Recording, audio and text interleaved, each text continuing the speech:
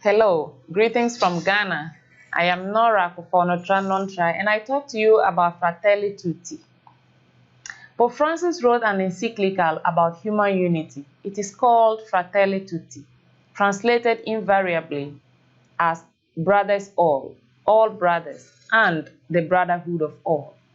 Brotherhood here, I believe, is used in generic terms to cover both genders, male and female. It refers to all humanity.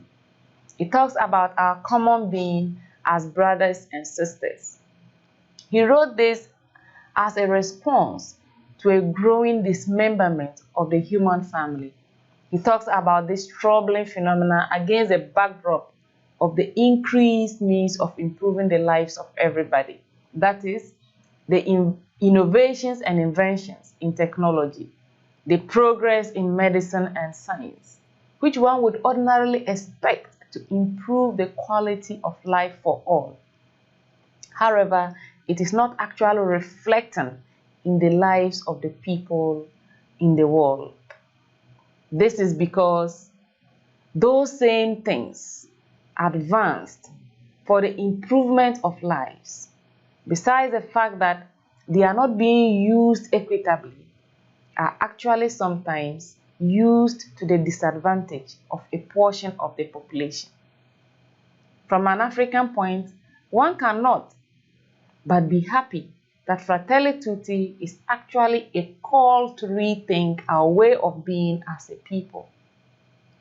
Anthropologically and historically, the African society was known, among other things, for its communal life, our Ubuntu.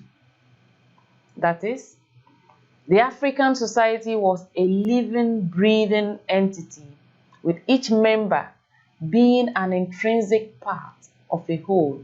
And for that matter, one had to live a life in a manner as to bring about benefits to all as an important component of the society.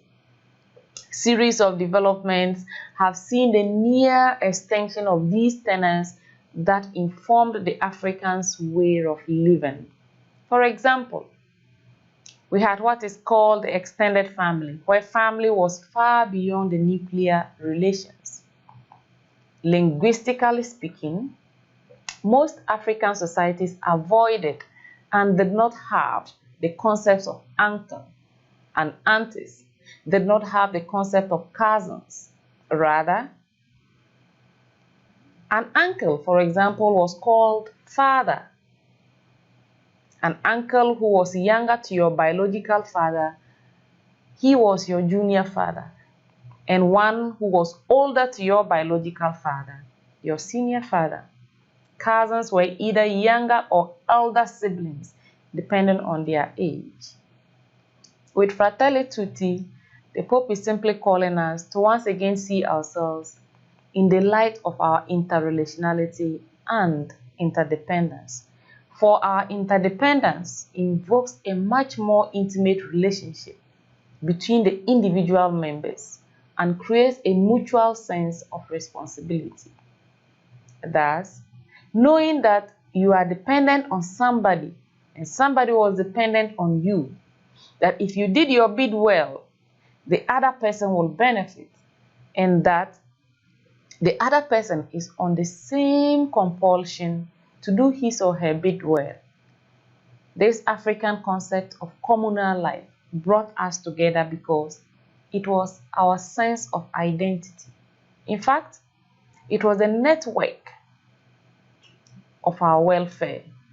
However, this very strong historic pool of rich understanding of life has been dubiously exploited by political activity, where people are galvanized along ethnic lines for the achievement of elite goals.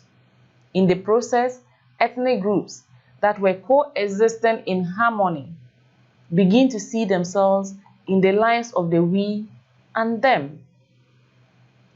So gradually, the political division is further worsened into particularism, and this time, particularism both in and outside the ethnic groups. where even smaller rooms are created, and these rooms are created purposely for domination in the various local contexts. And the politicians acquiesce to it.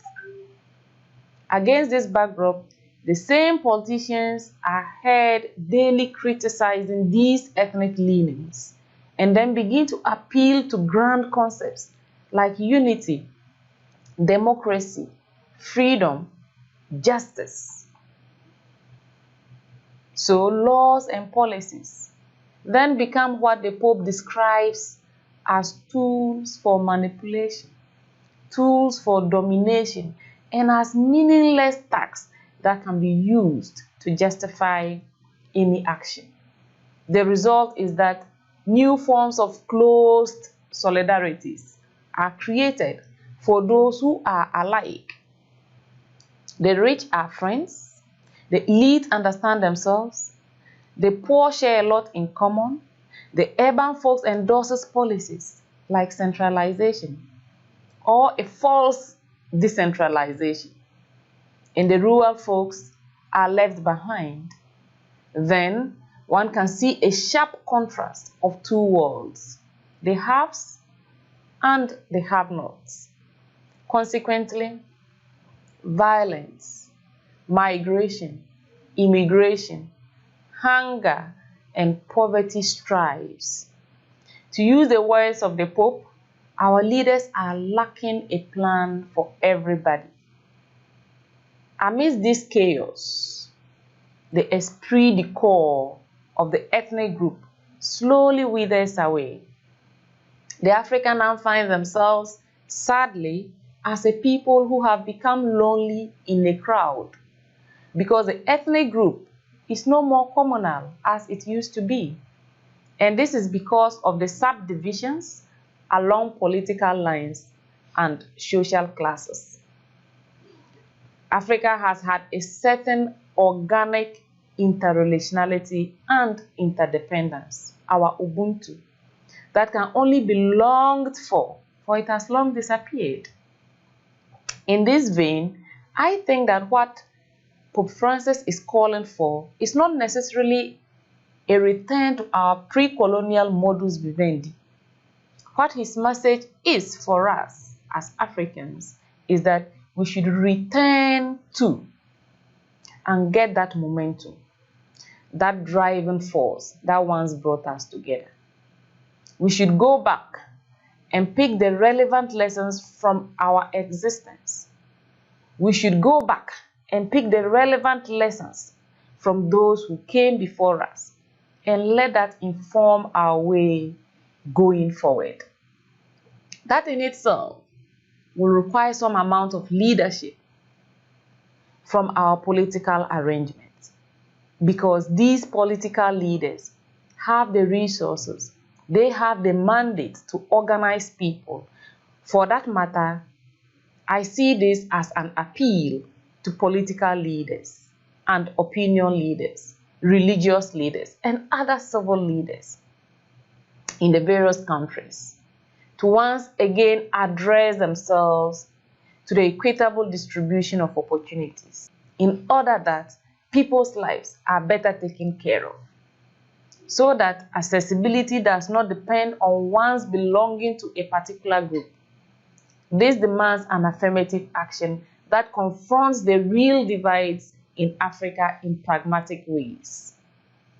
These affirmative actions can rely on the ethic of communal life, expressed as Ubuntu. With COVID-19 as an example, we realize that if one person is vulnerable, the whole population is vulnerable. In the same vein, it must occur to us that if one person dies of hunger, then we have all failed. For nobody's life should be so miserable when we are Africans with Ubuntu. Thank you.